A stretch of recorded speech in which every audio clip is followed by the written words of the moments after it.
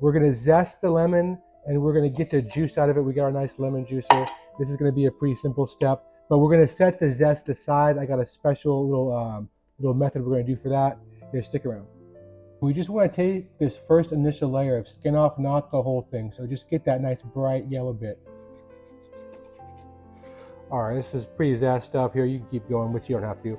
All right, now we're gonna set this zest aside. I got a secret little method we're gonna do for this. Now let's continue.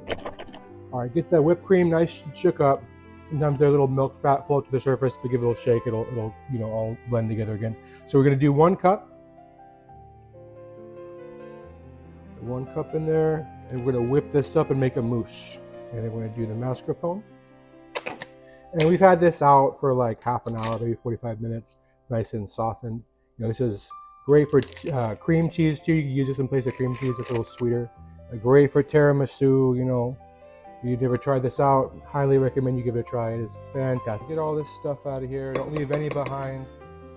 Oh, really good.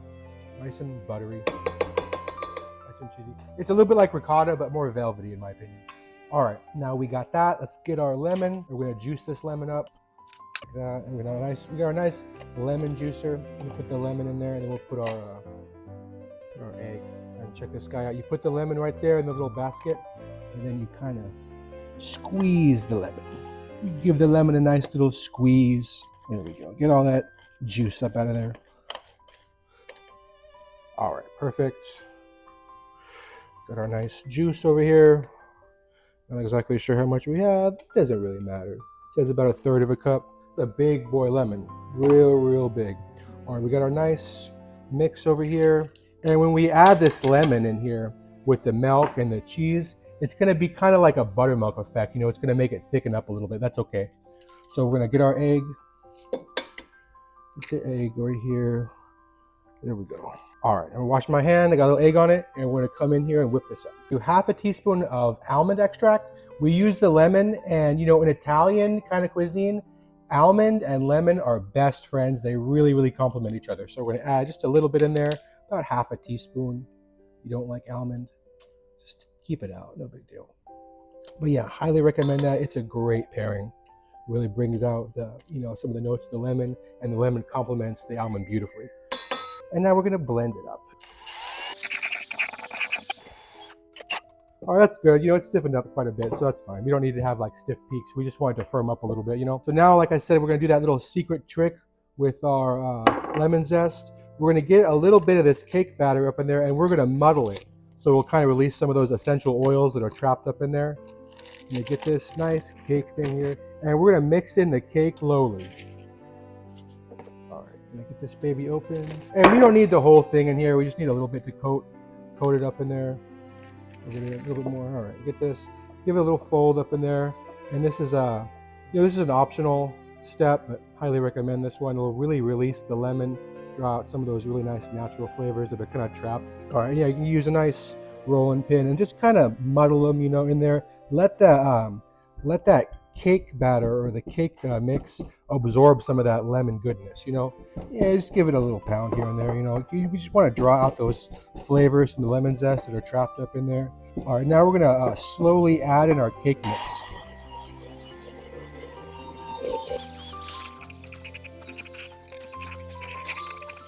Okay, there we go. All right, let's do our little parchment trick. Gonna do some little golf ball sizes, let's see what we can come up with. It's real thick, it's real airy, it's basically, mousse cookies to cut. We're gonna do just a little bit of powdered sugar on top.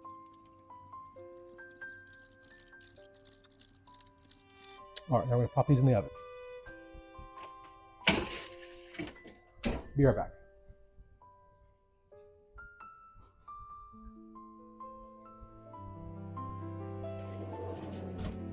Okay, it's been about 20 minutes, 25 minutes. They're looking extra fine. We're gonna let them firm up a little bit, maybe 5-10 minutes, and we'll throw them on the rack to completely cool down. All right, now let's put these cookies on the cooling rack.